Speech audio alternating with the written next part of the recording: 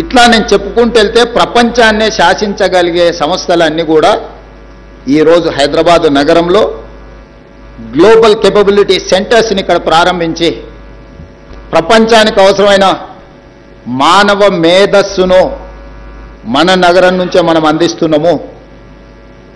ఇవాళ ఇవన్నీ రావడానికి కారణం ఆనాడు తీసుకున్న ప్రణాళికలు. నేదురుమల్లి జనార్దన్ రెడ్డి గారు ఉన్నప్పుడు పునాది రాయి వేసిన హైటెక్ సిటీ,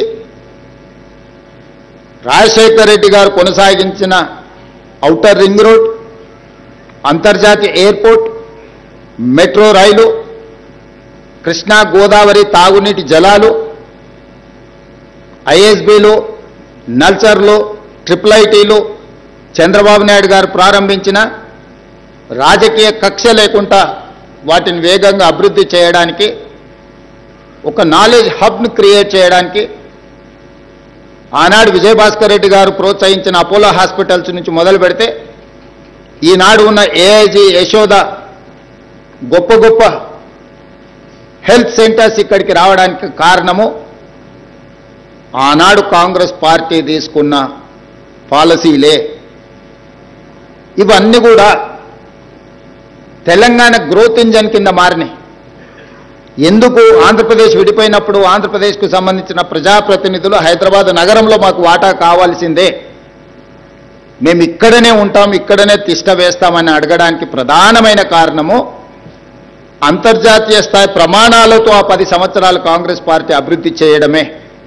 అంతర్జాతీయ ఎయిర్పోర్ట్ కావచ్చు, ఔటర్ రింగ్ రోడ్ కావచ్చు, హైటెక్ సిటీ కావచ్చు, ఐటీ ఫార్మా కంపెనీలు కావచ్చు, పేరెన్నికగండిన విద్యా సంస్థలు కావచ్చు, మెట్రో రైలు కావచ్చు, తాగునీటి సమస్య కావచ్చు, నిరంతరాయంగా విద్యుత్తు సరఫరా కావచ్చు, దాదాపుగా ప్రతి సంవత్సరం 1,10,000 మంది ఇంజనీరింగ్ విద్యార్థులను అందించడం వల్ల, ఈ సంస్థలలో పనిచేయడానికి అవసరమైన నైపుణ్యాన్ని అందించడం వల్ల ఉమ్మడి రాష్ట్రంలో అత్యధికంగా ఆదాయం హైదరాబాద్ నగరం అందించడం వల్ల ఈనాడు తెలంగాణ రాష్ట్రానికి నడపడానికి అవసరమైన ఇంధనం 65% ఈ జంట నగరాల నుంచే వస్తుంది.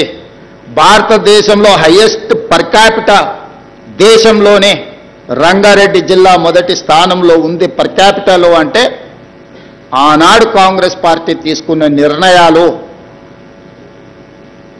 అభివృద్ధి కార్యక్రమాలు కాదు, సంక్షేమం, ఆరోగ్యశ్రీ కావచ్చు, రైతు రుణమాఫీ కావచ్చు, సాగునీటి ప్రాజెక్టులు కావచ్చు, ఇట్లాంటి ఏ ప్రాజెక్టులు తీసుకున్నా ఉచిత కరెంటు కావచ్చు, ప్రతి పథకాన్ని పకడ్బందీగా ఇందిరమ్మ ఇండ్లు స్కై ఇస్ ద లిమిట్, దళితులకు, గిరిజనులకు, ఆదివాసులకు 25 లక్షల ఎకరాల అసైన్మెంట్ భూములు, 10 లక్షల ఎకరాల పోడు భూముల పట్టాలు, 2006 అటవీ హక్కుల చట్టాన్ని తీసుకొచ్చి భూమి కోసం, భుక్తి కోసం, విముక్తి కోసం కొట్లాడుతున్న ఆదివాసీలకు భూ యజమానులను చేసి నిజాం సర్కారు మీద తిరగబడ్డ ఆనాటి రాజుల మీద రాజ్యాల మీద పోరాటం జరిగిన సర్దార్ సర్వాయి పాపన్న నుంచి మొదలు పెడితే చాకలి ఐలమ్మ వరకు జరిగిన పోరాటాలన్నీ కూడా భూ పోరాటాలే, సాయుధ రైతాంగ పోరాటాలు.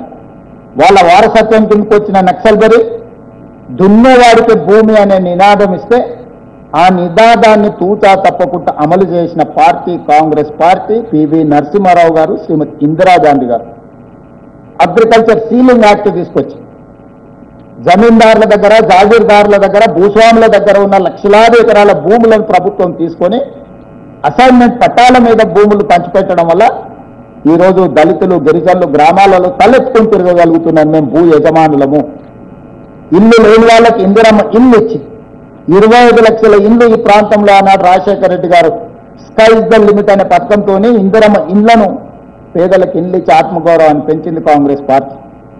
ఒకవైపు అభివృద్ధిని, ఇంకొక వైపు సంక్షేమాన్ని బ్యాలెన్స్ చేసుకుంటూ ఒక గుడ్ గవర్నెన్స్, ఒక ట్రాన్స్పరెంట్ గవర్నెన్స్ అందించి ఆ 10 సంవత్సరాలు నిరంతరం కాంగ్రెస్ పార్టీ రాష్ట్రం, కేంద్రం సమన్వయంతో పనిచేయడంతో ఆ రోజు మెట్రో కట్టుకోవడానికి జయపాల్ రెడ్డి గారు అనుమతి ఇవ్వడమే కాదు, వైబుల్ గ్యాప్ ఫండ్ అని కేంద్ర ప్రభుత్వం నుంచి అదనంగా 100 కోట్ల రూపాయల నిధులు ఇవ్వడంతో ఈరోజు హైదరాబాద్ నగరానికి మెట్రో రైలు వచ్చింది.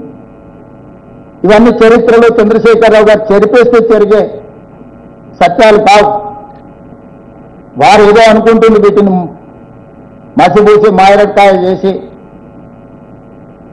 సినిమాలలో మనం సినిమా స్టోరీ అంతా ఒకటి ఉంటుంది, ప్రేక్షకులను ఉత్తేజపరచడానికి ఐటమ్ సాంగ్ అని ఉంటుంది అప్పుడప్పుడు మధ్యలో. అలాంటిని ఆదర్శంగా తీసుకొని కేటీఆర్ గారు ప్రచారాలు చేసి కాంగ్రెస్ పార్టీ మీద దుమ్మెత్తడానికి ప్రయత్నం చేస్తున్నాడు, దుమ్మెత్తిపోయడానికి. ఆయన ఎన్నికల ప్రచార సరళిని ఒకసారి గమనించండి. ఈ మధ్యకాలంలో వచ్చిన పుష్పలో శ్రీలీల ఐటమ్ సాంగ్ చూడండి, ఏమైనా తేడా ఉందా? ఈ రాష్ట్రానికి నాయకత్వం వహిస్తానని చెప్పే నాయకుడి యొక్క ప్రచార సరళి పార్టీ జెండాను కండువాను గాల్లో ఇలా తిప్పుకుంటూ ఎవరు చేస్తారు ఇవన్నీ? అందుకే మా 10 సంవత్సరాలు 2004 నుంచి 2014 వరకు జరిగిన సంక్షేమం అభివృద్ధిని కొలబద్దగా తీసుకోండి.